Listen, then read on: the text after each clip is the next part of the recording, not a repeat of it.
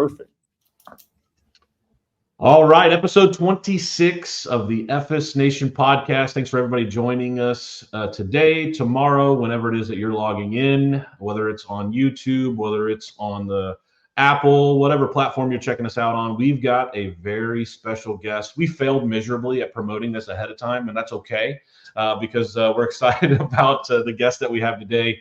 Had the chance to get to know him over the last couple of years. And just somebody that a lot of you, if you're listening in and you're not with EFIS, you're with EFIS, you definitely probably know this gentleman. Excited to have Justin Brock on with us today. Justin, appreciate you spending some time with us, man. Absolutely, man. Wouldn't be anywhere else. You said that I could come on here, and that's where I want to be.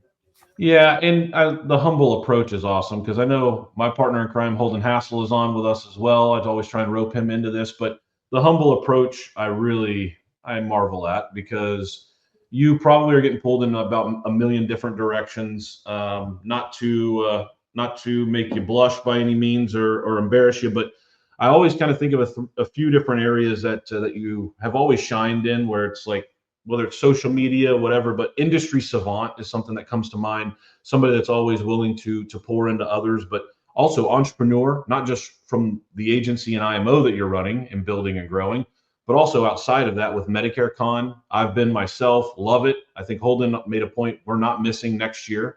We're going to go to both Medicare Con and Medicarians, but our buddies in the business, we tell them all about Medicare Con, so we enjoyed that.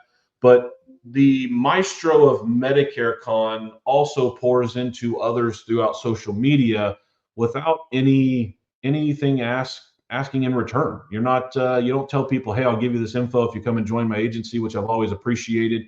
I'll give a humble shout out to my boy Jason Matura, who thinks the world of you as well. He goes to pretty much anything and everything that you and Justin put on, and there's a reason that you have such a great following. Some of the quotes that you've thrown out over the years, I've always enjoyed. You lack priorities, not information, and I always love that one. Those snippets always kind of ring true. Also, to me personally, ring true. Like, get it together, dude. But one of the things that came up recently, and we'll just attack the here and the now. A lot of people were kind of chicken littling when the new CMS rule came out. Social media, everybody was putting a video out. Holden and I were trying to decipher the 1,200 plus pages. And what I shared with him, and he saw it as well, was your video where you're casually sitting, maybe on your back part of the property. I don't remember where it was exactly, but you're just calm demeanor of, hey, it's going to be okay, which goes to the quote that you threw out soon after, which is, the bigger the disruption, the bigger the opportunity. And I was kind of gave Holden and I confidence as we sat and we're reading, hey, look, there's no reason to freak out. So anyway, without rambling too much, that got me fired up. And I want to kind of start today with, for somebody that's been as successful as you have in your organization, it's just blossoming and it's continuing to grow. We'll jump into kind of that message of just not a knee-jerk reaction to change in our industry. How did you guys handle that? Because I know you didn't get a chance to read the whole thing, but at the time you didn't. You're better understanding now. Where are we headed? Like, what was, everybody was knee-jerk reactioning. What's your thoughts on where we are in the Medicare space? Well, I am very happy that there are a lot of people in the industry that read everything, so I can get the cliff notes. And I've surrounded myself with people and relationships that will do that. And so early on, as soon as things come out, I reach out to those people and try to get the highlights. And of course, I'll go in and try to read certain parts of it, to get an understanding. But ahead of time, we already knew that compensation was under fire before any of that came out. If you watch the Senate Finance Committee hearings, they were talking about it. And even back then, I kind of maintained that there's a positive and a negative to any interpretation or path forward.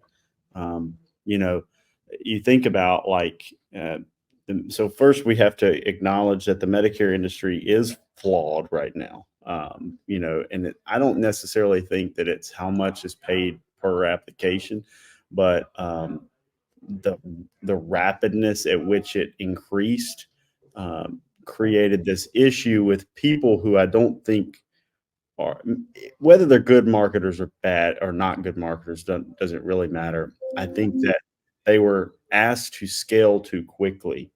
And so, like, I have a little bit of a problem with the volume-based enrollment language. Is volume-based enrollment the same as being tied to individual applications with administrative overrides? I don't really think so. So I don't know how that'll all pan out. I know that there's been some lawsuits filed and other things, so we'll see how it goes. But volume-based is where I think the big problems came in. And the examples are, if I go if Humana or whoever goes to eHealth or whoever and says, here's $30 million this year, we gave you 10 last year, now we need 3 times as many applications. Is that company capable of submitting that many applications? Clearly yes, I think they did it. And I'm, whether it's Humana or, I probably should say TNT Insurance versus whatever, but like, the deal is they did hit it, but were they quality? Of course not. There is a rapidness at which I can scale. So like in distribution scaling, I can scale distribution by acquiring existing distribution. So like if I said, okay, this year we did 50,000 Humana apps, and next year I want to do 100,000. Well, I can go and find other groups that are already doing quality business and acquire and double my production. But if I took actual LOA producers, which we have a team of about 21 LOAs as a big part of our business, and internally salaried employees. And somebody came to me and said, okay, last year you did 5,000 Medicare Advantage plans and 1,000 med sups in that W-2 office. Well, we need you to triple that next year. Would the quality go down? Yes. How much would it go down? The faster you scale it, in that type of operation, the more it goes down. So I guess the reason I'm bringing that up is like you definitely had this issue with quality, where it was going down. It did lead to more complaints. I do believe a lot of the complaints became a conditioning deal, where I think a lot of times now it's the same people complaining over and over and over again every time they make a decision.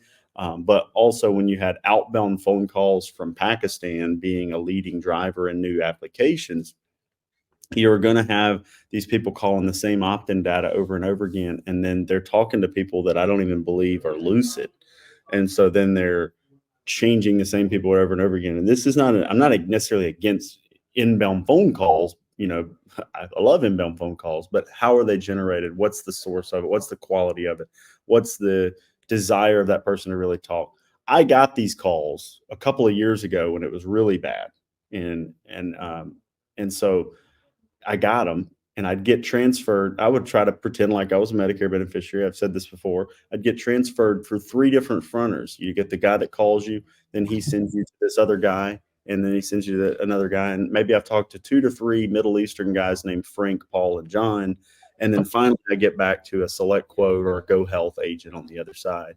And we wondered why the lifetime value plummeted, and we wondered why all that. So I actually think the government stayed out of it. It's self-correct because the LTVs were already plummeting. Assurance IQ got out of the business, not because of CMS compliance. I'm not sure that helped things, but they believe their CPA was getting greater than the LTV or too close to the LTV, and it just didn't seem like a good bucket to put money in anymore. So free market will adjust, as that stuff happens. You just have to give it time. And also we've had 3 years in a row of like compliance, and when they're not even really giving time for last year's compliance to check up. Because I know for a fact that, yes, there are still live transfers that are crappy happening, but they have gone down a lot. Yes, there are still some shitty commercials that are like very baity and annoying, but there are definitely less commercials now than there were 2 years ago. So we do know that the compliance is working to some degree, and probably enforcing what's already in place a little bit more would have been more relevant than this compensation change. But if any of these things that push these people out of the business, and that would be the nail in the coffin to the shittiest versions of the business that still exist, is the marketing money going away, like the big chunks of marketing money. So if that really was the interpretation, cost per acquisition go down, lifetime value would go up for the people that stuck around and figured out how to do it right. So I'd say you'd have like a 12-month, kind of falling off, followed by a bigger rebound and more opportunity for the people that doubled down. Kind of compare it to real estate market collapses in 07, 08, 09. Real estate agents, tons of them get out of the business, but the ones that stuck around, ended up having these huge brokerages, not because they were better than everybody else, but because by the time the market started to rebound a couple of years later, they were the ones still there that had existing names and reputations in the business, and all of their competition went away. Same thing happened with ACA. Obamacare signed into law, and I know agencies that just shut down, like they were going to go into a different industry. One guy in Tupelo said it was the end of health insurance, and he sold Medicare too. He gets out, starts opening coffee shops, and now I'm like, dude, I ended up buying his phone number from that office and forwarding it to our office. And yeah, there's a correction period, and that one might have lasted a couple of years, but now, of course, plenty of people made tons of money in ACA. Now it's kind of gotten bad again, and it's funny because the government doesn't even acknowledge that market has problems, which it has way more than Medicare Advantage does. Yeah, it's like the But Wild West of they're kind of 10 years ago. They're the Medicare Advantage 10 years ago, and there's not much oversight at all, to your point. right, yeah, and then on the reverse side of Medicare Advantage, if things get as close to as normal as possible and going forward, then of course I'm not mad about it because we've been growing anyway. So I think it's basically you're looking at a growth curve of continuing to grow like we have been, just steady and gradual and great. If you grow gradually, aggressively gradual, I guess comes to mind, because I don't want to sit around and like only grow at 10%. The market's growing naturally at 10%. But if I'm growing at 25, 30, 35% year over year, that's solid. These guys that are trying to go 200, 300, that was the ones that was messing the market up. But if there was a complete, overly aggressive interpretation of it, I'd see like the worst case scenario being that the people that stick around are going to take a hit for a little bit, but then they're going to come out of it bigger than ever. Because think about all the people that'll get out of it. They'll just get out of it, and then if we stick around, we get to absorb all of their books. Exactly. I was talking to somebody about it this morning, who's a good friend of mine, and very aggressive builder, and he basically said if they take the really aggressive approach and put the nail in the coffin of some of these big groups that have to pivot away from some of that he's going to take out loans to scale faster during that time. So it's smart. I love it. Holden, I know you got something. Go ahead. Yeah, definitely. So I love everything you just said here. And one big thing that we're learning as well every single year with the CMS not so final rule, as I like to call it, because it changes every dang year. It's final for 1 year. Not a single thing is permanent, right? It's always changing. There's an ever-changing dynamic to the business. So my question would be to you, it's twofold, because there's two different ways that we're looking at it. Because whenever we're building a business as upline managers, FMOs, we look at it from a very macro perspective, right? Where's the overall trend of the business? Where do we think it's today, and where do we think it's going tomorrow? And what point in time do you want to make an exit, or like you do a phenomenal deal where now you have the benefit of a massive, even larger organization, right? In the Medicare space, doing business with you to help you grow even more with more resources. But if you weren't at your size, you're getting into the business today, 2024, what would you do to build a business as an agent to acquire a book of business rapidly, but at a healthy growth rate to the point where it's quality business with a high persistency? And then how would you then translate that same knowledge to say, hey, how am I going to build an agency as well? Because those are two different people. You know this just as much as I do. We get agents all the time that come in. They have no desire to build a business or an agency, okay? They have a desire to build strictly a book of business for themselves. I don't want the headache of management. I don't want the headache of agents. I just want to build a healthy, long-term retirement income for my wife and I, right? That's the philosophy. So when you look at it and you say you get that person, across the board from yourself with your knowledge today, if you started at scratch and you were just an agent, how would you build it? If you were starting at scratch and you were building an agency, how would you do it in today's environment? Yeah. So first of all, when I came in, that was my philosophy too, was I'm selling to build my own income, you know. So I don't know if I was thinking about it as a book of business versus an agency, but I was certainly worried about building a personal income from sales. That's what I wanted to do. Hindsight is 2020, and so once you know what a book of business is worth versus a money machine, and a money machine is an agency or an FMO that you can remove yourself from. For some reason, can you guys still see me? Yeah, we got you. Yeah. Yeah, that little popover. I was like, oh, my internet went out or something. But once you realize what the money machine trades at, and then you start thinking, okay, what's my real desire here? My desire, eventually, at first it's okay, feed my family. Then it's make 100,000. Then whatever, it's 200, it's 250, it's 300, whatever those numbers are. I would say it's a moving target for most people. Whatever their desire is, eventually if they hit it, the desire probably changes, because that's for me is where happiness comes from, is, move the goalpost, hit the goalpost, move the goalpost. Right. But uh, if you figure out, like, wait a minute, I can have, you know, whatever that number is, 5, 10, 20, 30, 40, $50 million in for 10 years worth of work set aside, and then go back to building for fun if I want to, which I think most people that accomplish that still want to some degree, but now it's for fun, I'm not going to get stressed about it as much as I would have before. Once you know that's possible, it's very difficult to turn a blind eye to it. I remember I was building as an individual agent, and I met a lot of great people. I would go to the MedSup conference back in the day, which is now Medicarians, and I would go I would work real hard and win some carrier incentive trips. I would lean into certain carriers, call it what it is, to win carrier incentive trips, to get around people that were doing better than me. And I'd immediately find the people that I thought were the biggest in the room by production, which I have learned since then.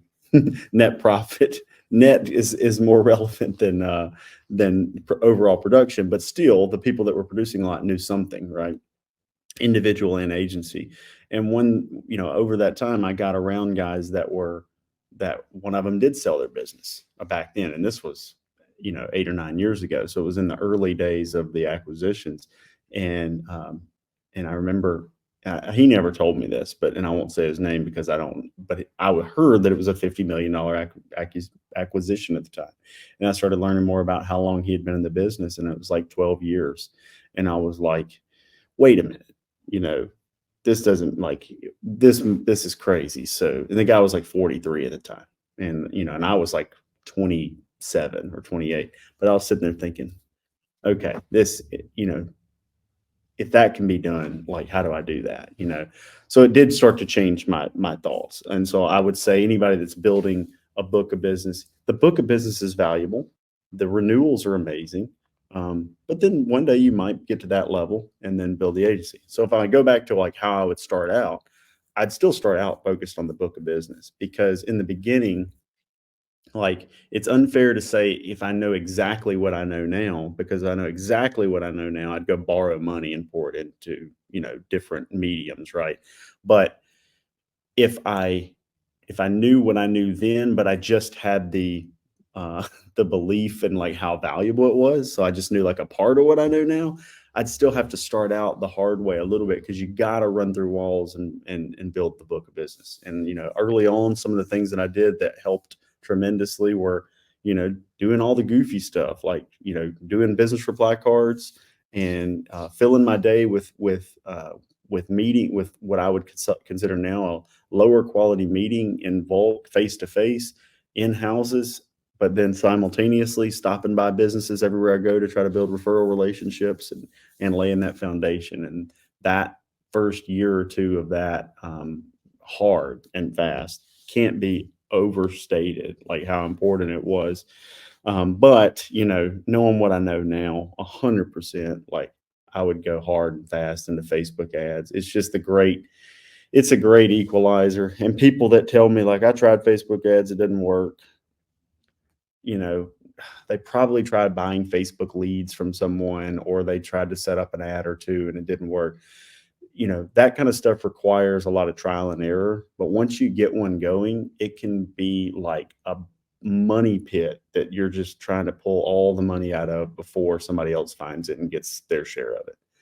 That's what it's about. And anybody, and we'll tell, like I might tell somebody like, oh, you can use T65 webinars, or you can target, veterans campaigns, or you can target food card, or whatever the hell's out there, right? You can target final expense, all these different things. These are concepts, but all the money's made in finding something that it could be within one of those niches, or it could be a completely separate niche. But it's about finding a way that works for you that is awesome, and not telling anybody and grabbing everything you can from it. And so now when we consult on marketing, it's like, it's not that I'm being disingenuous in telling you, but it's like you have to be a little bit creative yourself. And I'm not an artist. So when I say creative, it's not about making the coolest looking ad. It's about, who do I want to target? How do I want to target it? Where do I want to find them? So I can't endorse things like LinkedIn ads and TikTok or any of that, because I haven't used them. But am I going to tell somebody it doesn't work? No, I just don't know anybody that's figured it out really well yet. I'm sure it works. And the person that figures it out will probably make, if they're smart, will make millions and millions of dollars off of it. But I will tell you this, early on, and I've said this several times, is the first honey hole I found, I didn't realize that somebody else was coming for it. And so I didn't scale it hard and fast. And so it was fruitful. But had I been more expedient in how fast I was scaling at the time, I would have made a lot more money that first honey hole, which was really my second year in the business. But, I thought all the insurance agents are old and I'm using Facebook and none of them are. And eventually I was like, wait, there are some other young guys out there and they're using bigger budgets than me. And then, then it started to get more and more competitive, but it's still not that competitive. The attention on Facebook and not all of the internet is still cheaper than traditional media by a long shot. So like, you just have to go on there. Now it'll steal money from you real fast. Yeah, it will. It will, because like you got it. So when you can't go on there and be like, I'm gonna spend $1,000 a day and just pop this ad up and then walk away from it, and the problem early on is most young agents don't have big budgets. And I say young agents, it's not relative to their age at all. It's relative to their experience level. You have a 40-year-old, 50-year-old, 60-year-old that'll blow way more money on there really fast and get no return on it. And so I would say that, I would run Facebook ads, but I know how to run Facebook ads now, at this level. If I didn't know that, I mean, dude, going out and beating down doors and building referral relationships and working direct mail or any kind of bulk lead will work in the meantime. You could also do click to call transfers and all that kind of stuff. There's no wrong way to get in the business in the beginning. It's all about getting profitable and putting policies on the books and knowing that every one of them is more valuable than you think it is. Because you're not dealing, it's not like retail. Like retail's so simple. Like I buy a pack of gum for $0.25, I sell it for $1, I got a 75% margin. How many of those can I sell? With renewal-based insurance policies, nobody's looking at the lifetime value. So if you can look at return on ad spend as profitable in the first 12 months at all, then you should spend as much as possible in that, because year 2 and 3 and 4 is all 100% free money. So anyway, and then most of the guys you're competing against will spend 18 to 24 months of their, these big call centers, that's what they've been doing until they plummeted their LTV by scaling too fast. It's funny you mentioned Facebook. I've in my mind, with us using social media and doing some of the marketing through Facebook, I kind of look at it like barbecue. It's probably a horrible analogy, but you can't necessarily set it and forget it, but you can go buy a great big Wagyu brisket and completely ruin the thing, throw money down the drain, but it's a learning lesson. What did I do wrong? I need to come back. I need to maybe check it out. Maybe I didn't leave enough fat on it. Maybe I skinned it down a little too much. Maybe I put the wrong seasoning. But to your Yeah. point, you have to be willing to invest the money to find out what works for you and your company, because you can get an ad that pulls great, but the quality of the recruit or the quality of the lead that you're looking for is just it's not a good fit for your business. So that performed great. Your CPA may be low, but you got a bunch of nothing that's not going to help you grow your business, and it works in reverse as well. So I loved hearing that part from you, because I always try and equate it over to barbecue, and I'm like, dude, you better figure out what your recipe is and what you're looking for on your ad work. I just haven't figured out the barbecue part of it yet, because every time I try to grill, my wife is the cook for sure. But at the beginning of this year, I was on a meat kick. I was watching Paul Saladino, and I've lost 27 pounds. I've been trying to like eat a bunch of meat, and I started. So I was like, actually, Tyler Reese sent me a thing of Wagyu steaks for Christmas, and then like several other people sent me all these Omaha steaks. So I got this deep freezer full of steaks, and I was like, I'm gonna start grilling every day. And I was just butchering these steaks. I'd still eat them, but I was like killing them. Nobody else in the house would eat them. So it's trial and error. You're figuring out how to do it. Need more trial and error. I needed to stick through it longer. I was tired of after about 4 or 5 days into the new year, I was tired of eating burnt steak. But so that's what happens to people with Facebook, is they get tired of eating burnt leads, and they think, oh, I'm just going to quit, and they're 3 feet from gold. And I said, one of the biggest things though, when I first got online and was talking to agents, people were posting back then screenshots of their lead cost, and their lead cost would be like 50 cents and $1.50 and $1. And so I think this perception became like, oh, you got to get all these cheap leads, $1, $1.50, $2, $3. And so one of the things I've written before was, your belief that you should have a cheap lead is costing you tens of thousands, if not 100,000, if not millions of dollars, depending on the scale at which you attack it. But because I've had leads that were $50, $60, $70 that closed at 40, 50%. Who cares? Like, that's still good, right? So like it's all the cost, it's all about the acquisition cost, CAC, CPA, whatever you call it. But that's just, unfortunately, so many people are looking at that lead cost, and they'll throw a Facebook ad up and it'll get a $20 lead, and like they'll spend $60 and turn it off because the leads aren't cheap enough. We don't even know if those leads might be cheap enough. It depends on the messaging. If the messaging is high quality, it's educational. If I'm running T65 webinar ads and I'm getting $20 signups for the webinar, that might be really good. If I'm getting if I'm running Part B give back generic ads on an incognito Facebook page and I'm getting $20 leads, it's probably not going to be that good, right? I probably need to get that down to sub 10. But it's all about what's my closing ratio going to be and all that. So, it seems so in the weeds, but it really is everything when you start to scale, especially when you get yourself off the phone, or yourself out of the sale. But even when it's you, if you can build it around you at a high quantity with a good CPA, then you use yourself as the testing point. And the next time you hire an internal agent, if they're not getting the same result with the exact same lead flow, then it's probably a sales issue. It's probably a contact rate issue or something. So versus it's the leads. Well, I'm working the leads. They're working for me. So now I need to get you trained where you can work them this well. Yeah, absolutely. And it's funny too, because there are some people who kind of create paralysis by analysis. They won't even try to get out into that in the testing demo to get going because the ad doesn't look perfect, or the wording isn't exactly what it should be to perform. And there's a lot of people that don't even get into it, which, there's educational items out even just on the internet. Like, you can go search for how to become better. It's insane that a lot of people don't even jump in yet. I mean, if you need sales and this is not even a full endorsement of any of these people, but like Instagram has plenty of sales gurus, and all of them are right and all of them are wrong in some ways, but you're better off. I mean, you can go on there and get tons and tons of free ones. I'll throw up some things on there sometimes. We'll pull up things of one of our sales manager, Jackson Taylor, on there. I mean, we're doing sales trainings for 21 guys in here every morning that are selling at a much higher percentage than probably most of the majority of the industry.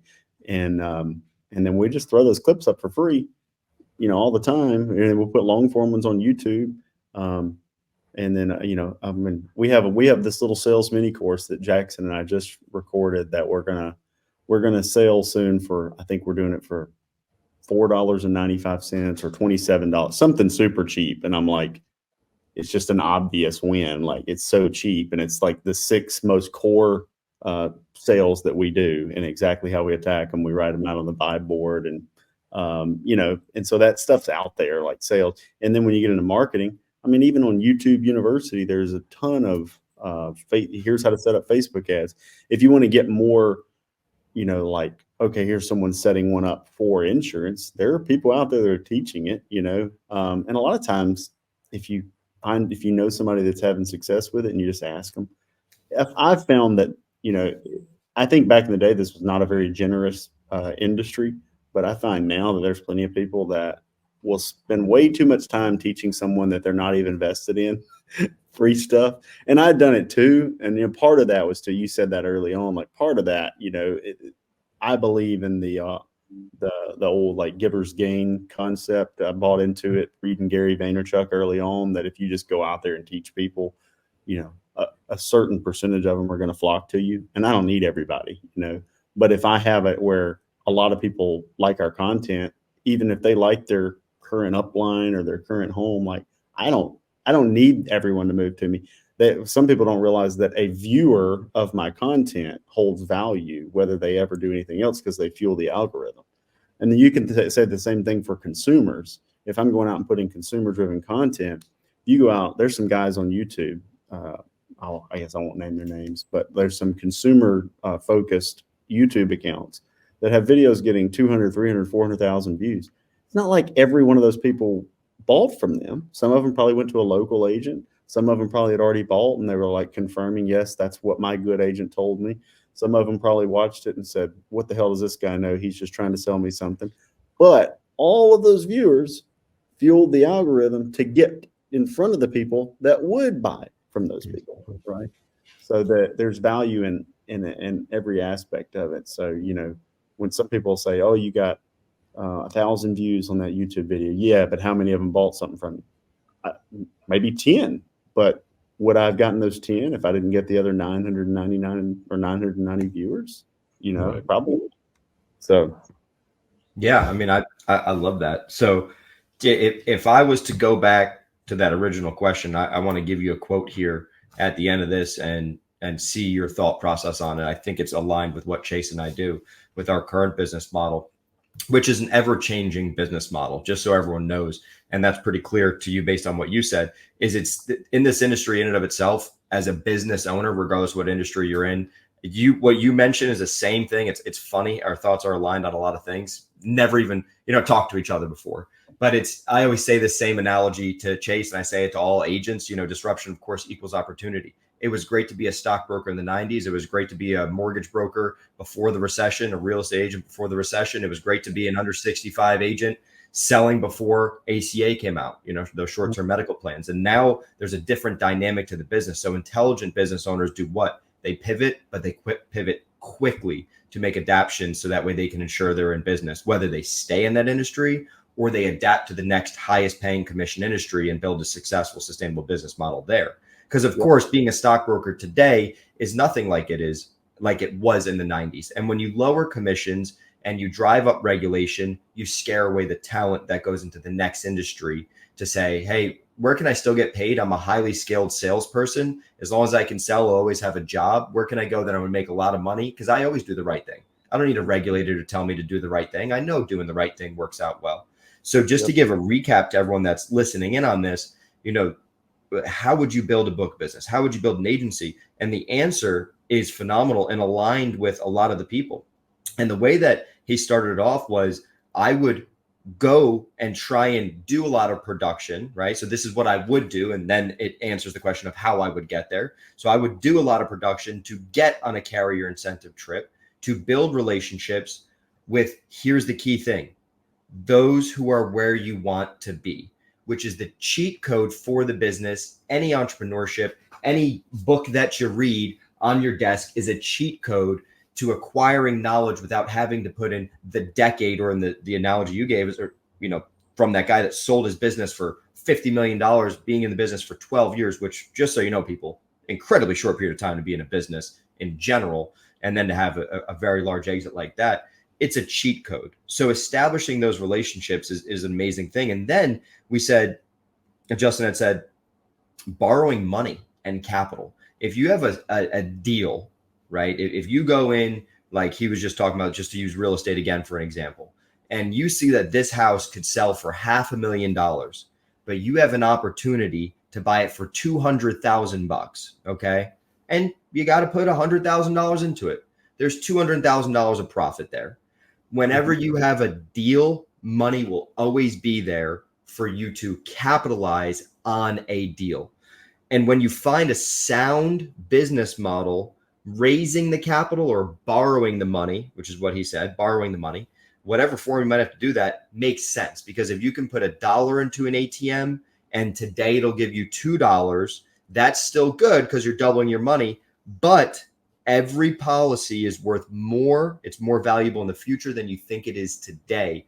So that same ATM next year is going to give you that $2 again. And then again, it's going to give you that $2. And you only put the dollar in once.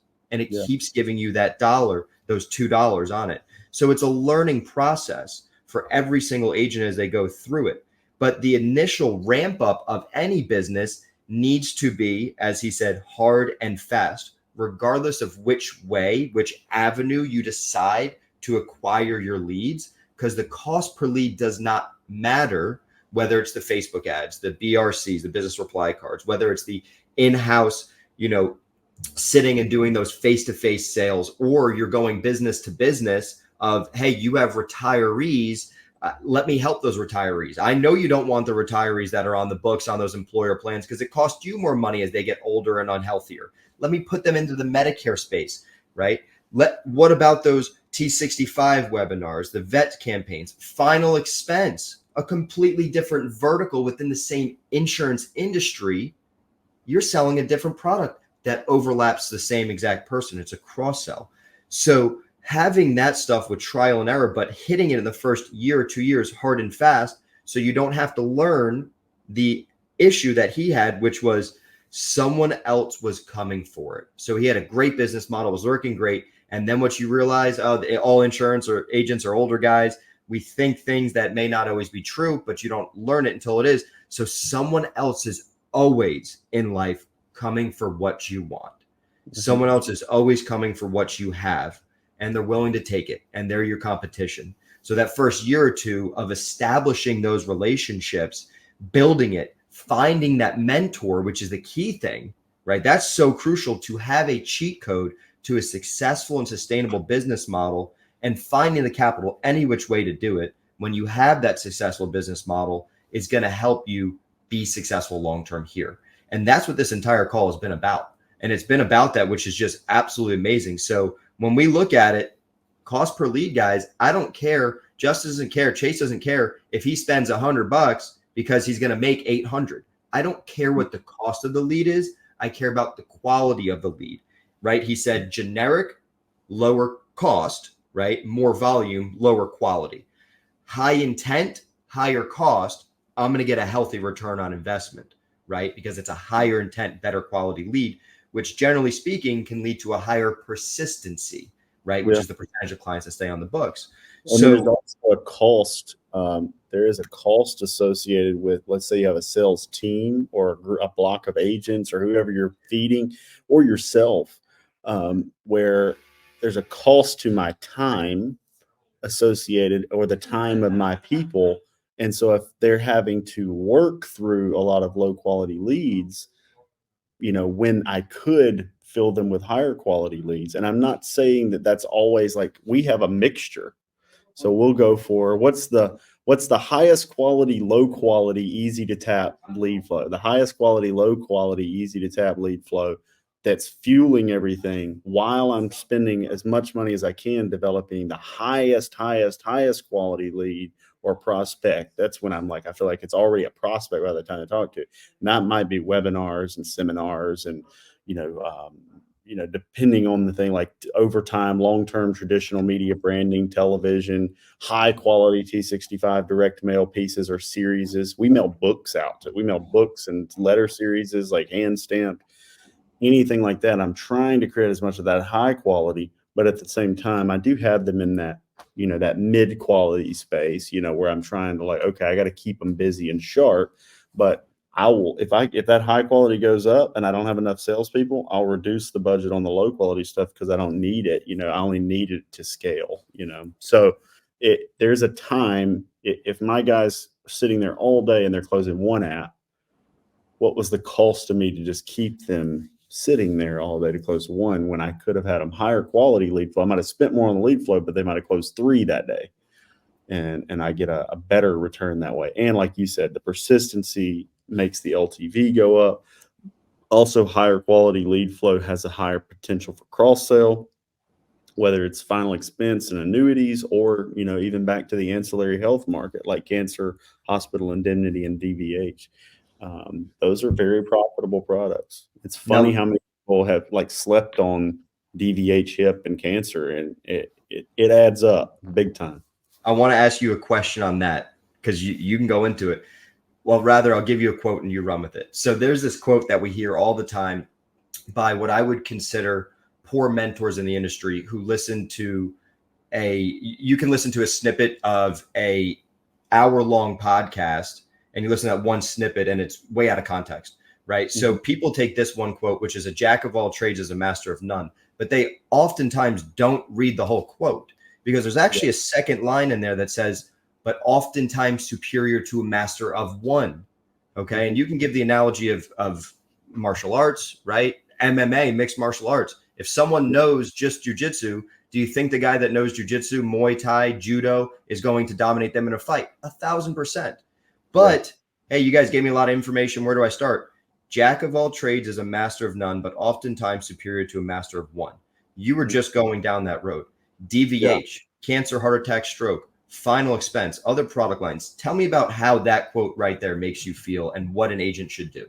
Right. So I think it's there's a truth to it in the beginning, like a riches and niches type of focus, but like for me, okay, and I don't want to take that too far out of context either, because a rich and niche might be Medicare. Well, and then at some point it might become health, and then that niche might widen to health and life, because a niche doesn't have to be super granularly niche, but it can start that way. So like when we start an agent internally now, we actually tell them not to cross sell in the beginning, but that's because we're just trying to hone that first skill of close the core application. We'll put them on age leads. We'll give them a task of closing a set number, call it 20 core Medicare Advantage or Medicare supplement plans off of that core block, right? Or that core group of leads. And then when they get there, then we start working on, okay, now we're going to put you on some fresh leads. Still, we're okay with you closing core. But once you get to another 10 core on there, now we're going to authorize you. We actually won't even give them permission to cross sell until they hit like a certain amount. And then we start working on the cross sell. But I don't like these people that use a quote like that to never cross sell. It's silly, because once you get really good at selling Medicare Advantage, Medicare supplement, it should become at some point just like super instinctive, like when you can insert that additional sale. And some people are very good at that, like reading the situation and knowing like, okay, on this one, I'm not going to bring up hospital indemnity, cancer, or dental. And then other ones will say, on this one, I'm not going to bring up hospital indemnity because they don't qualify for a GI period. They won't pass the underwriting, but they would pass for a cancer policy. So I'm going to go that route and I'm going to bring it up. Or this person, right? Like we have processes for it, and our process is honestly internally is DVH. We don't really bring up at all with Medicare Advantage for obvious reasons. With Medicare supplements, we do. So like we'll get a T65 Medicare supplement deal but we'll bring that up as a, do you want fries with that? Did you want dental and vision with that? And a lot of them will just say yes. Okay, here's the one we recommend. It costs this much. Good. That's pretty much it. Like that sell is so easy. And if they say no to it, it's not that big of a deal. I don't need to talk them into that. One I'll talk them into is cancer. If it's a Medicare Advantage plan, of course, we're going hospital indemnity with cancer. But of course, there's some of them that give me the signs right out of the gate that it might be more of a waste of my time to bring it up.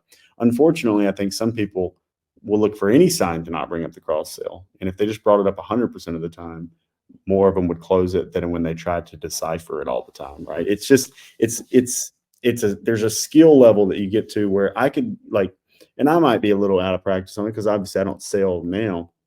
But at the pinnacle of me selling, I felt like I could sit in front of 99% of prospects. And just after talking to them, like I'd be able to predict pretty early in the appointment exactly what I was going to be able to sell them, with pretty high accuracy.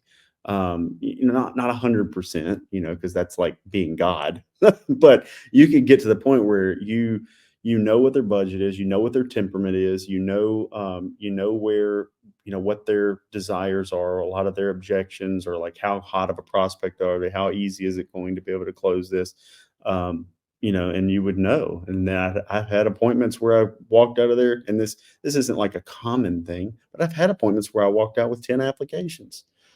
Back in the day, I don't want to get into the final expense in Medicare cross sale, but this was MedSup, PDP, cancer policy, DVH, and final expense on a husband and wife.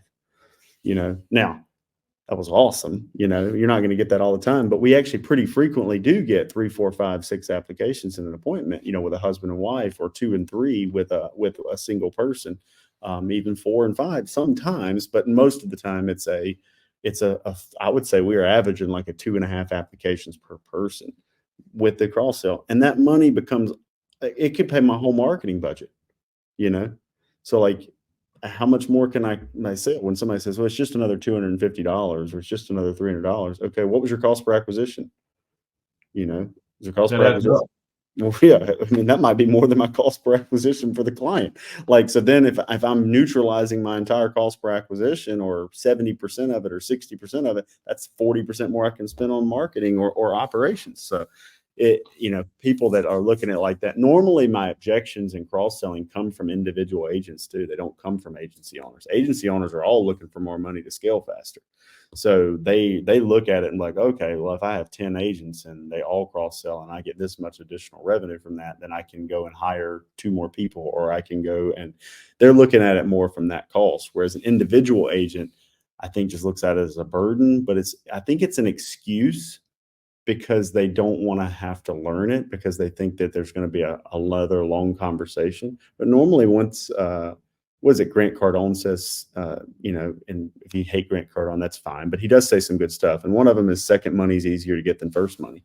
And even if you're selling a 0 premium product, it's more about trust. I got someone to buy some to trust me with this process. Once they trust me with this process, the next thing that I offer them, they're more susceptible to buy that. It'd be an easier sale technically than the first one. Absolutely. So, yeah, and to drive that point home, because you articulated it beautifully, like, find your foundation first, because there is a lot of people who have failed out of the industry because they tried to do 37 different things at once. And with you saying, like, we don't allow our guys to do it until this point here, like, get your feet underneath you, become established. It makes me think of the person that's called me before and said, well, like, I figured it out, guys. Hold and chase. I got the business model. Here it is. Okay. I'm not going to just do Medicare, or I'm not going to just do life. I actually got my real estate license, my life license, my PNC. That's funny. And how a Plan F works? No. You know how a PPO works? No. I'm like, so like, I do believe you can definitely do too much, but in the beginning, it's find a single. Somebody said it, single purpose. Single focus of purpose or something like that initially is like, I got to be driven to do this one thing really, really well. And then once that becomes like driving, when you're driving and sometimes you're like, wow, I don't even remember the last 10 minutes of driving, that's because you're really good at it, now. Like, and it's not because you were zoned out and weren't paying attention. You were paying attention, but you've gotten so good at paying attention to driving while thinking about a million different other things that you can do it. Well, eventually you can get so good at selling a Medicare Advantage plan or a Medicare supplement rewrite or a T65 Medicare that, of course, cross-selling should be a next thing. And then eventually, guess what? You'll get so good at cross-selling, you can do it without. So it's not like, and the reason I do a lot of health cross sales is this isn't a different thing for them.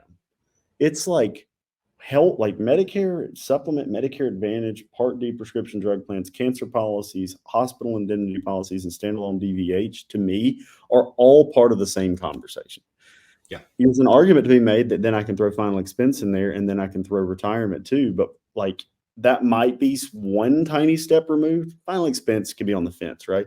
And of course you have a compliance deal. So but if you keep it health related, and actually it's funny, this has been this way for a while, but I had somebody the other day, so I thought you couldn't talk about hospital indemnity and all that Medicare Advantage. It's like, no, the damn scope of appointments all now set. Because there was a time where you couldn't. There was a small period of time where it was like, but then they added other health products, and that other health products is every other health product. So while you're in there, if you're worried about compliance, cancer cross sales now, they're not as profitable or commission wise as final expense, but they've gotten pretty damn good. And the sale is easy. Some people will say, why do they need a cancer policy? Well, I mean, with Medicare Advantage, it's obvious. Like if they get diagnosed with cancer and they have chemotherapy and they have a, $5,000 max amount of pocket, this would pay that max amount of pocket for all those cancer related activities, right? Because they're getting a lump sum benefit for that, right? The other one, and we technically want the benefit to be double what their maximum out of pocket is, because they might get it in December, have a December's worth of chemo, and then in January they got January's worth of chemo. So if it's a $7,000 max out of pocket, then I might want to have a $14,000 or $15,000 lump sum benefit, which is a good reason to get you get the premium bigger because it makes sense. But then on the traditional Medicare with the sub concept is you have unforeseen out of pocket for drugs. Now that they're going to put a $2,000 max amount of pocket on drugs, which is going to cause more disruption, which is opportunity. You're going to have, you still have $2,000 out of pocket, which if you get on Revlimid for cancer, you're going to, even if it's in the formulary, you're going to have that out of pocket. Plus, some of those drug plans are probably going to kick some of these big cancer drugs out of the formulary, which might even make the case for a bigger cancer policy. But then you have non-medical expenses like driving to MD Anderson and staying in hotels and all that. How many of your customers can afford $10,000 a year worth of travel expenses related to cancer treatment, right? Now they probably have family and friends that'll do all that, but the same reason you sell final expense and annuities for legacy purposes, they also don't want them to help them with medical bills. Most people in retirement want to be able to stand on their own 2 feet as much as possible. So cancer policies sell really well. They're very sticky. The people that want them. We have 88% 13-month persistency on our cancer cross sale. Whereas, that's pretty damn good. And that's like across our distribution. That's better than damn good. Yeah, so that's exceptional. Find your fastball. I always go back to a sports analogy. It seems like find your fastball first, then pivot, work in the curveball, work in the changeup, the slider. We've kept you way past our original a lot of time, so we're super appreciative of the time today. But any parting shot you want to throw out there to anybody that's listening in today, Justin? Yeah, I mean, everybody is. There's all kinds of, I've seen people that are probably under worried about the market and some people are over worried. I would just say stay in the middle, be concerned to the point of educating yourself on how you can do a better job for consumers, and in knowing that there's very likely a very, very bright, potentially even more bright future in the Medicare and health insurance world. But the good news is your life and health license, annuities, life insurance, Medicare, under 65 health, ancillary health products, you're a Swiss Army knife. You have plenty and plenty of opportunity. There's plenty of people before us that made a shitload of money just selling cancer policies. Plenty of people that just call up people that have Medicare Advantage plans that weren't explained to them and sell them that. There's even money that I believe is coming in the benefit activation world, or the HRA might not be being paid by the carriers anymore in the future. Doesn't mean Sunfire won't pay for the data. There's so many different opportunities that are on the horizon that people should just stay plugged in, learn as much as possible, and then think about continuing to grow. Awesome. Appreciate you jumping on with us today, man, and letting us get some time with you. Always insightful. I'll just throw out there Medicare Con. You guys have already thrown out some additional information about the announcement regarding Medicare Con. Where's it going to be this year? When are the dates? Yeah, so it's I might butcher the dates, but I'm pretty sure it's April 14th to 16th. It is, April 2025. So got plenty of time right now, but it is in Orlando this year. We were getting always get heat about where it's at from one side or the other, but we felt like 2 years in Vegas, we got to bring it back to the East Coast. We know there's a lot of agents in Florida, a lot in Orlando, Miami, Tampa, that area. So we believe we'll get a lot of attendance from those guys. Obviously, made it very convenient. But it's in Orlando at a Disney property. It's a Hilton Signia, so it is a Disney partner. And we had it in Sin City 2 years in a row. I heard all the stories about wives like, why do you go to a business trip in Vegas? Like it was The Hangover or something. Well, now you can take your wife and your kids. They can go hang out at Disney and Epcot and all that stuff and Universal while you're learning about Medicare. And next year, the plan is to add. We're going back to having a lot of speakers, very contextual. I have some great plans for Medicare Con, and always looking for more sponsors. So anybody that's out there that's looking for sponsor opportunities, we're looking for InsurTech startups. It's funny, two of the sponsors this year that were there are InsurTech startups that came up with their idea at Medicare Con a couple years prior. And they're making money on tech now. So a lot of ways to make money, but we love tech. We love solutions that agents could buy into that we would use. We want our sponsors to be people that we could endorse our attendees partnering with in one way or another. That's awesome. Well, we look forward to seeing you there. Triple H, appreciate you jumping on as well, buddy, as always. Thank you. Appreciate you. Justin, pleasure to meet you. Thank you for your time. Thanks, Jason. Awesome. Thanks, Justin. We'll see if we can circle up and do this again. We'll give it a little bit of a break so we don't bug you, but appreciate the time, and we'll do it again soon. Thanks, guys.